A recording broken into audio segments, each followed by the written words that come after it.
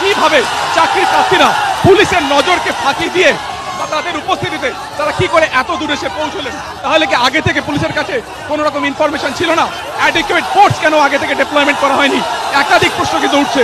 এবং আমরা দেখলাম বিগত 10 মিনিট ধরে বিধানসভা গেটের এই যে গুরুত্বপূর্ণ রাস্তা, যা আগে গেলে হাইকোর্টকে কানেক্ট করছে, একেবারে বিধানসভা, অন্যদিকে সামনে ইডেন গার্ডেন, রাজভবনের মতন গুরুত্বপূর্ণ রাস্তা, সেটা কিন্তু কার্যত অবরুদ্ধ হয়ে রয়েছে।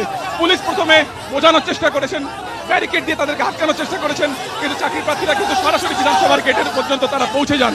মহিলা চাকরি প্রার্থী থেকে শুরু করে যারা যারা পুরুষ চাকরি প্রার্থীরা রয়েছেন, তারা এক নাগারে তারা কিন্তু এই মুহূর্তে এখানে বিক্ষোভ দেখাচ্ছেন। তাদের বক্তব্য ছিল যতক্ষণ না তারা নিয়োগের আশ্বাস পাচ্ছেন উঠবেন না।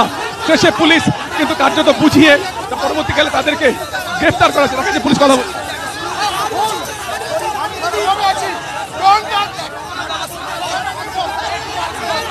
পা ধরতে দেখা যাচ্ছে পুলিশের।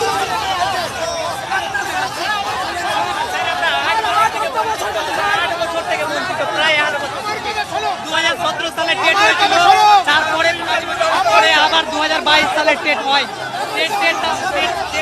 পুলিশের পা